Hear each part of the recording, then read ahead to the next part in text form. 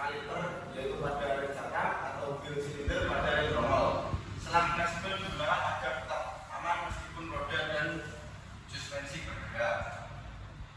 Selanjutnya ada kaliper yaitu untuk rem cakram, berfungsi menekan kampas rem atau piringan atau dis menggunakan tekanan hidrolik. Kaliper berisi satu atau lebih piston yang mendorong kampas rem dari kedua sisi piringan. Yang pertama ada wheel cylinder, yaitu diperuntukkan untuk rem tromol. Komponen yang berfungsi mendorong sepatu rem atau brake shoe ke arah dalam tromol sehingga terjadi gesekan untuk memperlambat roda. Wheel cylinder bekerja dengan mesin tekanan hidrolik pada minyak rem. Komponen selanjutnya ada kampas rem, yaitu merupakan bahan gesek yang langsung bersentuhan dengan piringan atau tromol untuk menimbulkan gaya pengereman. Kampas harus memiliki daya gesek tinggi dan tahan panas. Selanjutnya ada piringan dan tromol, yaitu piringan atau dis digunakan pada rem cakram. Selanjutnya ada tromol atau drum digunakan pada rem tromol. Keduanya berputar bersama roda menjadi media tempat kampas menekan untuk memperlambat laju kendaraan. Komponen yang selanjutnya ada minyak rem, yaitu cairan khusus yang meneruskan tekanan dari massa silinder ke kaliper atau wheel cylinder.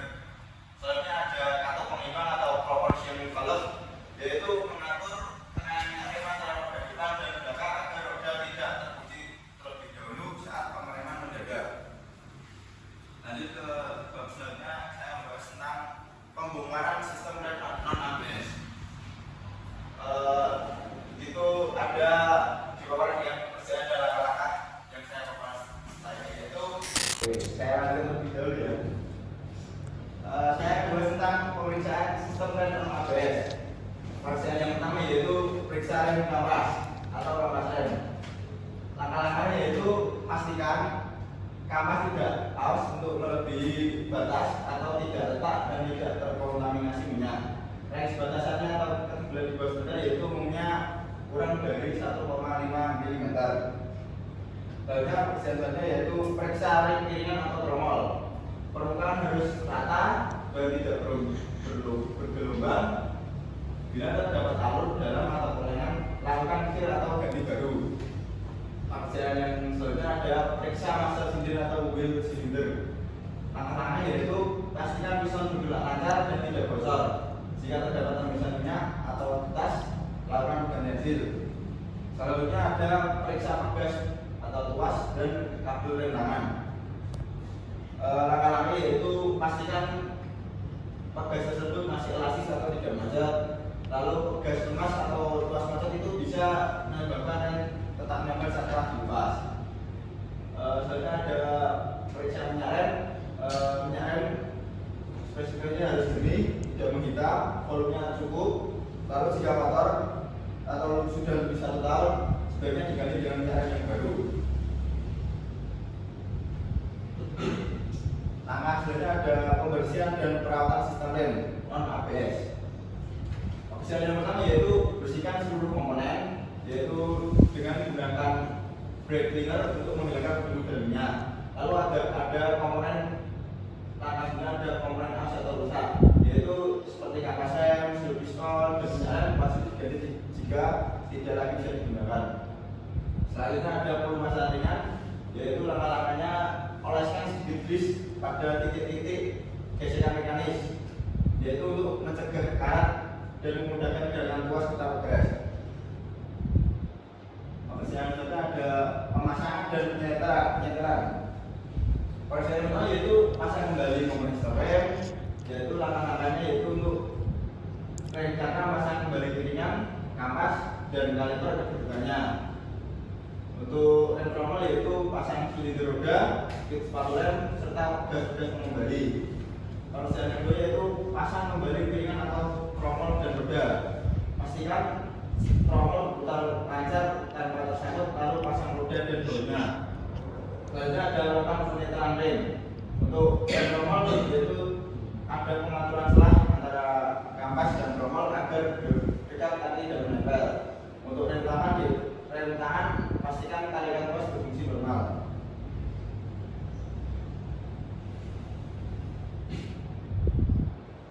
Selanjutnya ada pemeriksaan sistem rem non ABS. Untuk pekerjaan yang pertama yaitu periksa sambungan dan kebocoran. Nah, untuk langkah-langkahnya yaitu pastikan tidak ada rebusan minyak rem di sekitar sambungan pipa, kaliper, dan silinder roda. Pekerjaan yang kedua yaitu cek kekencangan bor roda dan komponen. Gunakan kunci momen sesuai standar, yaitu umumnya range-nya kurang lebih 11 kilo untuk bor roda. Untuk pekerjaan yang ketiga yaitu uji coba rem di jalan pendek, yaitu lakukan uji rem perlahan untuk memastikan rem bekerja seperti normal. Selanjutnya dengan belumnya praktek sebaiknya Mas tadi menerapkan K3 ya, yaitu gunakan APD lengkap seperti berpak, sarung tangan, dan sepatu safety. Lalu ada kegunaannya untuk APD lengkap yaitu untuk menghindari minyak rem mengenai kulit atau cat kendaraan karena bersifat korotif ya. Nah, setelah saya lakukan, saya menarik kesimpulan beberapa tersebut, beberapa yang saya mengenai ini. Sistem rem ABS yaitu bekerja dengan prinsip tekanan hidrolik untuk meneruskan gaya dari roda rem ke roda tanpa bantuan sistem elektronik. Yang kedua ada komponen utama seperti pedal rem, booster, master cylinder, kaliper atau wheel cylinder, kampas dan piringan atau tromol. Nah, untuk sistem rem non ABS ini mudah dirawat dan konstruksinya sederhana. Namun produk bisa terkunci saat pengereman mendadak karena tidak ada kontrol otomatis. Untuk perawatannya yaitu sangat penting agar tetap aman dan responsif dan bekerja optimal.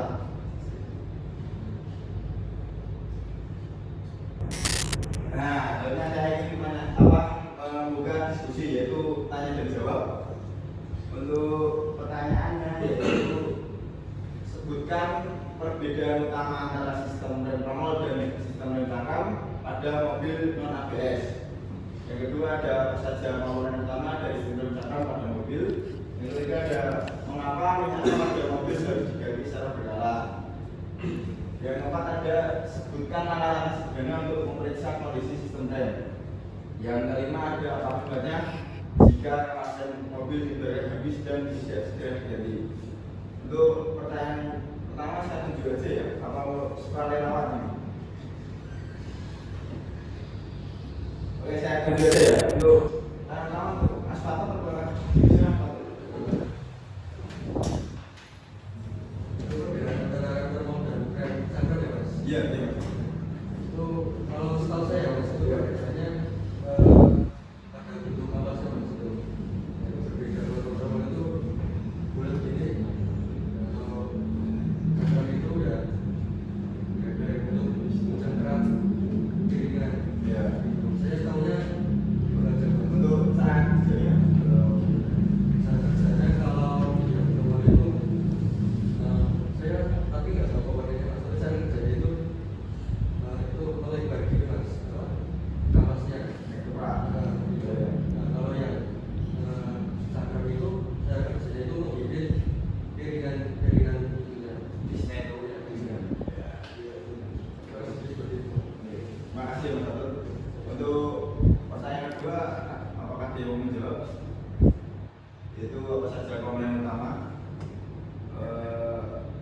Untuk Mas Fadil gimana? Apa saja sih komponen utama dari rem cangkang? Mungkin kalau saya juga ya, komponen utamanya itu ada master cylinder Mas. Iya. Terus ada selang hidrolik juga ya Mas ya. Gimana? Terus selanjutnya itu ada piston kaliper, ada piston sama rem sama remnya Mas. Oh iya. Bagus lah. Sudah terjawab semua itu Mas. Lalu pertanyaan ketiga, ada yang mau menjawab? Saya Mas. Oke, Mas Fatah. Karena jika minyak rem tidak diganti maka minyak rem akan kotor dan dapat menyebabkan kemacetan pada saat judi. Ya, sudah terjawab Mas. Makasih Mas Fatah. Lalu yang keempat, mungkin Mas Usman yang menjawab. Langkah-langkah untuk memeriksa kondisi rem ya Iya. itu pertama cek pegangannya apakah sampai sempurna atau enggak. Ya saat itu menguas atau tidak. Terus di bagian kaliber itu ada piston pas grip. Setelah grip tukang sampai lagi. Itu langkah-langkah sebenarnya. Lalu untuk kelima, mungkin Mas Rahmat bisa menjawab. Ya akibatnya dari apa sekali mobil yang bisa Iya.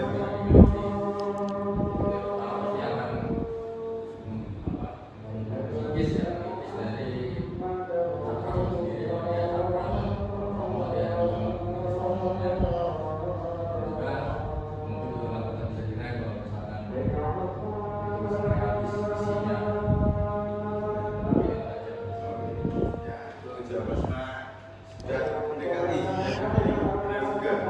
Itu jawaban pastinya yaitu ada saya sampaikan ini. Yang pertama, kenapa sih rem tromol dapat berencana kerjanya? Yaitu sistem rem tromol bekerja dengan cara menekan sistem rem bersihin bagian dalam tromol, sedangkan cakram bekerja dengan menjepit piringan cakram menggunakan kaliper dan kampas rem. Nah, untuk jawaban masalah seperti itu sudah benar, namun mungkin perlu penambahan untuk apa ya, perbedaan yang lebih spesifiknya, yaitu rem cakram itu umumnya memiliki gaya pengereman yang sangat kuat dan pendinginannya lebih baik dan lebih responsif. Sementara rem tromol itu lebih sederhana untuk kondisinya atau apa ya, bentukannya lah istilahnya. Lalu untuk biaya perawatannya itu lebih murah. Lalu untuk yang nomor kedua tadi Mas Farhan sudah menjawab semua dan mungkin perlu penambahan apa ya, fungsinya untuk komponen-komponen sendiri ya Mas. Nah untuk pedal itu untuk sebagai penggerak awal istilahnya Mas. Lalu untuk master cylinder yang berfungsi untuk mengubah tenaga mekanis menjadi hidrolik. Lalu ada jalan hidrolik sebagai penyalur minyak rem. Lalu untuk kaliper sendiri sebagai rumah piston dan kapasnya yaitu melakukan gesernya serta cakram atau bis yang disebut untuk menggantikan putaran roda. Lalu untuk jawaban nomor 3 tadi yang dijawab oleh Mas Fatah tadi sudah benar ya. Nah, nanti mungkin ada penambahan untuk kenapa sih minyak rem itu digali secara berkala, karena sifatnya itu higroskopis ya, yaitu mudah menyerap uap air dari udara. Kondisi ini menurunkan titik didih minyak dan sehingga berpotensi menyebabkan rem blok saat suhu kerja tinggi. Dan itu minyak rem yang sudah lama itu menyebabkan korosi pada komponen tersebut ya, yaitu dapat mengurangi kinerja sistem pengereman. Lalu untuk yang keempat tadi sudah dijawab Mas Usman tadi sudah benar, yaitu langkah sederhana itu memeriksa kondisi sistem rem dengan mengecek ketebalan, lalu ada mengecek kondisi minyak dan yaitu untuk mengecek kesediaannya apakah masih layak atau tidak. Lalu untuk selanjutnya ada memastikan kebocoran pada selang atau master cylinder. Lalu saya langsung ke pertanyaan sebelumnya tadi dijawab oleh Mas Rahmat tadi sudah benar. Jadi jika kapasnya itu juga habis, maka bagian logam atau ban rem akan langsung bergesekan dengan piringan cakram. Akibatnya yaitu merusak komponen dan menimbulkan suara berdecit atau suara berisik lagi istilahnya. Lalu untuk dampaknya yaitu mengurangi efektivitas pengereman dan dalam jangka panjang memerlukan biaya banyak untuk perbaikan yang lebih besar. Nah, itulah pemaparan yang saya bisa sampaikan. Apabila ada kurang kata atau kata yang tidak lengkap, mohon maafkan. Bila video tidak, wassalamualaikum warahmatullahi wabarakatuh. Waalaikumsalam.